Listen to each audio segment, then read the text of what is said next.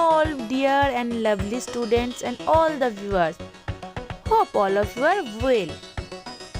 Today's topic is Aurangzeb, the sixth ruler of Mughal dynasty. Before I start my topic, I would like to request you please give a like, comment and subscribe your channel for your next video. So let's start with the father and mother's name of Aurangzeb. বাবার হলো আবার জ্বর সারিল ঔষধে। বাবার হলো হুমায়ুন, আবার আকবর, জ্বর জাহাঙ্গীর, সারিল শাহজাহান, ঔষধে Aurangzeb. So Aurangzeb's father name was Shahjahan. Aurangzeb के पिता जो थे Shah Jahan. Shah Jahan had 4 sons: Dara, Shuja, Aurangzeb and Murad. So Aurangzeb was the third son of Shahjahan. He was born on 3rd November and 1680. Aurangzeb के पिता शाहजहान जब एज हो चुका था तो ज़्यादातर समय वो बीमार रहते थे. उनके बीमारी में उनकी बड़े बेटा जो कि दारा सिको उनके अच्छे से देखभाल करते थे. That's why औरंगजेब के बदले दारा सुजा को ही उनके पिता शाहजहान ने मुगल डायनेस्टी की सम्राट रूलर के रूप में चुने. इससे औरंगजेब को बहुत ज़्यादा प्रॉब्लम होने लगा क्योंकि औरंगजेब सोचे थे वो चारों भाइयों में सबसे ज़्यादा बुद्धिमान है तो उन्हीं को सम्राट बनने का हक है. इसीलिए औरंगजेब ने अपने छोटे भाई मुराद के साथ प्लानिंग करके अपनी और 2 भाई सुजा और दारा को अपने रास्ते से हटाने की कोशिश किए. कामयाब भी हो गए. औरंगजेब ने अपने पिता अपने बड़े भाई दोनों को बंदी बना के रखे थे. लास्ट में उन्होंने मुराद को भी प्लानिंग करके अपने रास्ते से हटा दिए. ऐसे करके औरंगजेब खुद अपने भाइयों को हटा के अपने पिता को बंदी बना के सिंहासन में बैठ गए. सिंहासन में बैठने के बाद इन 1658 उन्होंने आलमगीर पदशाह गाजी नाम ले लिए. Alamgir Padshah Ghazi. The meaning of Alamgir is the winner of the world. पूरे विश्व को जो जीतता है उसी को कहते हैं आलमगीर. सिंहासन में बैठने के बाद औरंगजेब का मेन एम यही था मुगल डायनेस्टी को नॉर्थ से लेके साउथ तक पूरा स्प्रेड करना. इसी कारण से उन्होंने north, north east, north west की बहुत सारा हिंदू स्टेट जैसे कोच बिहार, आसाम सब कैप्चर किए.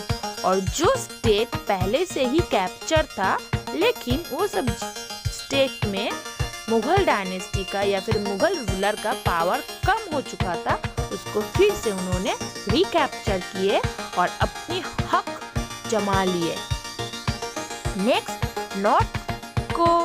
नॉर्थ की हर एक स्टेट को जय करने के बाद नॉर्थ की हर एक स्टेट में विजय प्राप्त होने के बाद उनका नज़र जो है वो डेक्कन की ओर बढ़े. डेक्कन में इस समय शिवाजी की मराठा रूलर जो है शिवाजी की पावर बहुत ज़्यादा बढ़ चुका था. तो उन्होंने शिवाजी को प्लानिंग करके शिवाजी को अपने रास्ते से हटाने की कोशिश किए. इसी कारण से मुगल के साथ मराठा के बीच रिलेशन जो था वो बहुत ही ज़्यादा खराब हो चुका था. बहुत ही ज़्यादा भयानक उसका परिणाम जो है बहुत ही भयानक हो चुका था. लगातार मुगल के साथ मराठा का एक के बाद एक लड़ाई चल ही रहा था. इस लड़ाई में औरंगजेब अपनी सेना के पीछे बहुत पैसा इन्वेस्ट किया था. इससे एक जो नुकसान हुआ था वो है औरंगजेब के जो राजकोष था, मुगल डायनेस्टी की जो राजकोष था, जो इकोनॉमी था, वो बहुत ही ज़्यादा कमज़ोर हो चुका था। नेक्स्ट, औरंगजेब के टाइम सिख कम्युनिटी के साथ भी उनका रिलेशन खराब हो चुका था। जो 9th सिख गुरु थे तेग बहादुर औरंगजेब की जो नीति थी, औरंगजेब की नीति क्या थी? औरंगजेब को दूसरी रिलीजियन की प्रति कोई भी रेस्पेक्ट दिखाना या फिर टॉलरेंस नहीं था। अकबर या औरंगजेब के पहले जितने सारे मुगल रूलर्स थे, ये रूलर्स दूसरे रिलीजियन के प्रति भी श्रद्धा और सम्मान दिखाते थे, लेकिन औरंगजेब को इस्लाम के अलावा किसी भी दूसरे रिलीजियन के प्रति कोई भी टॉलरेंस नहीं था। तो तेग बहादुर को औरंगजेब की ये जो दूसरे धर्म के प्रति जो मनोभाव था, जो दूसरे धर्म के प्रति जो ईर्ष्या था, इस चीज़ से तेग बहादुर को बहुत ही ज़्यादा प्रॉब्लम था। तो इसी कारण से औरंगजेब तेग बहादुर को इस्लाम रिलीजियन में कन्वर्ट करने के लिए बंदी बना के दिल्ली में ले आए। जबरदस्ती तेग बहादुर को इस्लाम रिलीजियन में कन्वर्ट करने की कोशिश किए, लेकिन तेग बहादुर हार नहीं माने।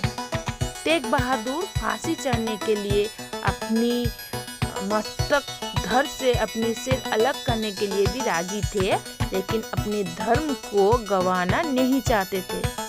तो औरंगजेब ने तेग बहादुर को हत्या कर दी, बंदी बना के लाए, फिर उसका हत्या कर दी। इस बात से लेके सिख के साथ मुगल का बहुत ही खराब हो चुका था। सिख और मुगल के बीच जो रिलेशन था बहुत ही ज़्यादा खराब हो गया था। सिख कम्युनिटी के साथ उनका विरोध शुरू हो गया। तेग बहादुर के जो बेटा गुरु गोबिंद सिंह अपने पिता की मौत की बदला लेने के लिए तैयार होकर दिल्ली की ओर बढ़े। उसी समय अचानक औरंगजेब की डेथ हो चुका था। तो उनकी डेथ के बाद सिख के साथ मुगल की जो लड़ाई था वो कुछ हद तक कम हो गया था। तो फ्रेंड और स्टूडेंट, आज जो वीडियो पे हम औरंगजेब के बारे में जाने, तो औरंगजेब पूरे मुगल डायनेस्टी के जितनी सारे किंग थे, रूलर्स थे, उसमें से सबसे ज़्यादा एग्रेसिव एंड ऑप्रेसिव नेचर के थे। उनके इसी नेचर के कारण से मुगल डायनेस्टी ज़्यादा दिन तक आगे नहीं बढ़ पाए। उनकी डेथ के बाद 3 मार्च 1707 में उनकी डेथ के बाद ही एक एक करके मुगल डायनेस्टी की जो पावर था वो कम हो गया। सबसे बड़ा बात तो ये है, औरंगजेब नॉर्थ से लेके साउथ हर जगह में अपनी जो साम्राज्य को एक्सपेंड करने की सपना देखे थे, या फिर उसको फुलफिल करने के लिए जितना सोल्जर्स के पीछे जितना पैसा लगाए थे, उससे इकोनॉमी, मुगल इकोनॉमी जो है पूरा खाली हो चुका था। तो उनके जैसे जालिम सम्राट मुगल डायनेस्टी में कोई नहीं था। आशा करते आप लोगों को वीडियो में जितना भी एक्सप्लेनेशन दिया गया है वो समझ में आएगा। कमेंट बॉक्स में कमेंट करना